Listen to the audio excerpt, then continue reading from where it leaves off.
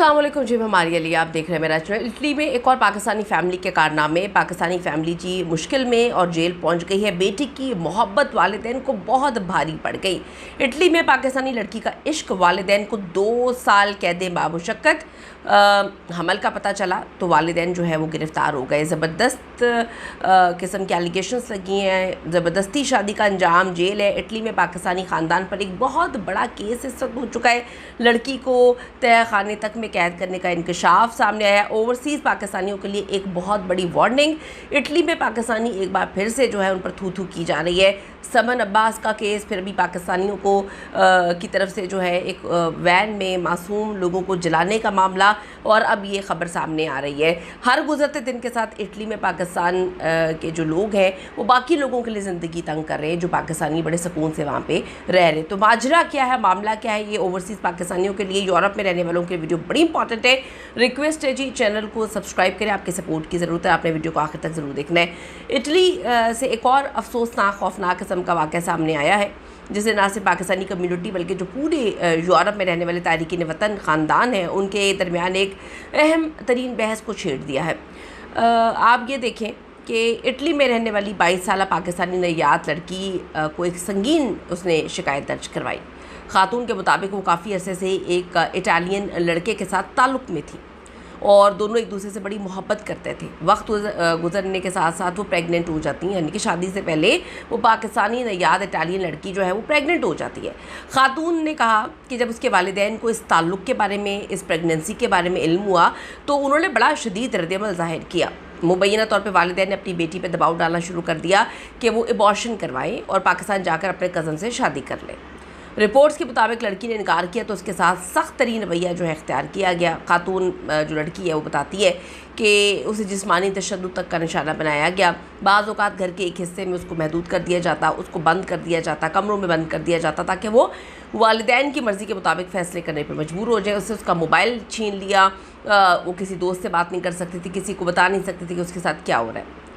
तो जब मज़ीद हालात संगीन हुए तो नौजवान खातून ने तालबी पुलिस से रब्ता किया और इटालियन पुलिस को सारी सूरत हाल के बारे में बताया। पुलिस ने तहकीकात शुरू की, शवाहिद इकट्ठे किए और फिर लड़की के वालिदैन के ख़िलाफ़ उन्होंने कार्रवाई शुरू की। जो इटालियन कानून है इसके मुताबिक किसी बालिग को लड़का या लड़की ज़बरदस्ती शादी करने पर मजबूर करना, आज़ादी उनकी रोकना या इस पर जो है हमल ख़त्म करने के लिए दबाव डालना संगीन तरीन जुर्म जो है वो इटली में समझा जाता है। तहकीकात मुकम्मल होती है। अदालत ने वालिदैन को कसूरवार करार दिया और उन्हें 2 साल कैद बामुशक्कत इसकी सज़ा सुना दी गई। ये वाक़या सिर्फ एक ख़ानदान का मसला नहीं है बल्कि बैरून मुल्क मुकीम बहुत सारे ख़ानदानों के लिए एक बहुत बड़ा सबक है।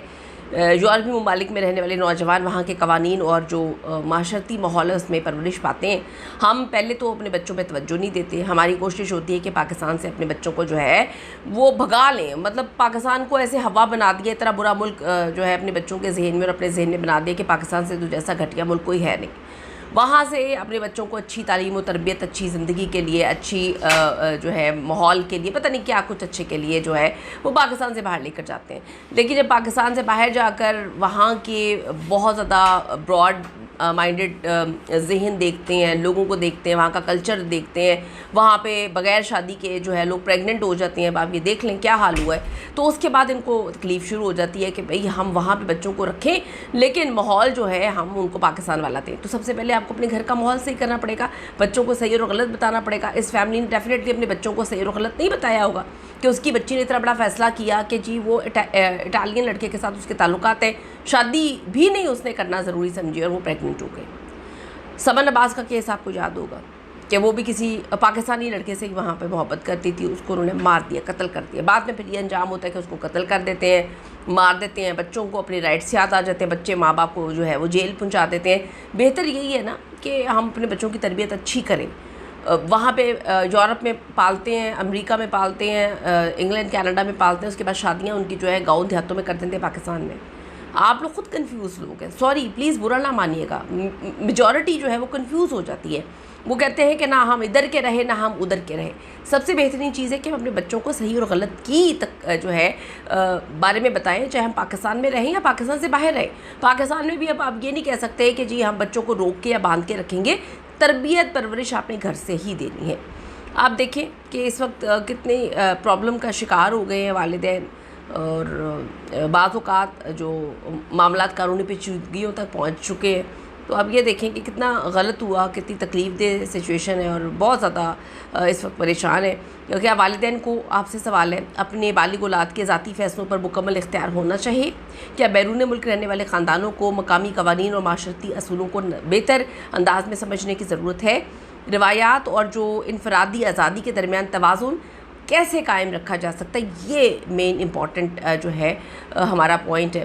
ضرور کامنٹس کریے تاکہ ہمارا ڈسکشن جو ہے ڈیفینیٹلی کوئی نہ کوئی سلوشن نکال سکتا ہے. تو ضرور کامنٹس کریے گا، آپ کی رائے بڑی امپورٹنٹ ہے. See you in the next video. اللہ کے بعد.